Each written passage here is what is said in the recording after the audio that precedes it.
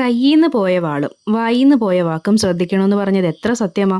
മുറ്റം നിറയെ പോച്ച. പോച്ച ചെത്താനായിട്ട് ഒരു അങ്കിളും വന്നു. അങ്കിളെ, പോച്ച എല്ലാം ചെത്തണേന്ന് ഞാൻ പറഞ്ഞു. അതുപോലെ തന്നെ അങ്കിൾ എല്ലാ പോച്ചയും ചെത്തി. ബട്ട് വാരി മാറ്റി ഇടണേന്ന് പറയാത്തോണ്ടായിരിക്കാം അവിടെ ഇട്ടേച്ച് പോയി. അതും എനിക്കും എൻ്റെ കണവനുമുള്ള 8ൻ്റെ പണിയായി. ഈ നടവാതിലിൽ തൂങ്ങിക്കിടക്കുന്ന കടവാവല എൻ്റെ കെട്ടിയവൻ. ചർമ്മം കണ്ടാൽ പ്രായം തോന്നൂല, കയ്യിലിരിപ്പ് കണ്ട മനുഷ്യനാണെന്നേ തോന്നൂല.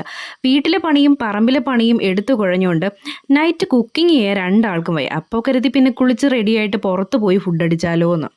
ഈ ജാക്കറ്റ് ഇട്ടേക്കുന്നത് സ്റ്റൈലല്ല കേട്ടോ, നോ തെറ്റിദ്ധരിക്കൽ, തണുക്കാതിരിക്കാനുള്ള മാർഗം മാത്രം. അങ്ങനെ എവിടേക്കെന്നൊരു പ്ലാനും ഇല്ലാതെ പാട്ടും പാടി ഡാൻസുമായിട്ട് വീട്ടിൽ നിന്ന് 3 സംഖ്യ പറഞ്ഞു. 888. അത് 3 കൂടി കൂട്ടിയ 24. അത് ഒറ്റ സംഖ്യ ഒക്കെ ഒറ്റ 6 ഇടത്തോട്ട്. ഓക്കെ, എന്താ നമുക്ക് വരുന്നത് ഇരട്ട സംഖ്യ ആണെങ്കിൽ ഇടത്തോട്ട്, ഒറ്റ സംഖ്യ ആണെങ്കിൽ ഇടത്തോട്ട്. Okay okay. ഇങ്ങനെ നമ്പറും കൂട്ടി എത്തിയത് അയത്തിൽ മോഹനേട്ടൻ്റെ കടയിലേക്കാണ്. ഒരു സമയത്ത് യൂട്യൂബേഴ്സിൻ്റെ തറവാട് പോലെയായിരുന്നു ഇവിടെ. നല്ല ചൂട് കോയിൻ പൊറോട്ടയും വിറകടുപ്പിലിട്ട് സ്ലോ കുക്ക് ചെയ്ത ബീഫും, അതാണ് ഇവിടെ സ്പെഷ്യൽ. കട കണ്ടത് മുന്നും പിന്നും നോക്കാതെ ചാടി ഇറങ്ങി.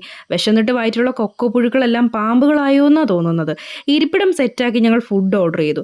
നല്ല ഉഷാറായിട്ട് പൊറോട്ട അടിക്കുന്ന ചേട്ടന്മാരെ നോക്കി ഞങ്ങൾ ഇരിപ്പായി.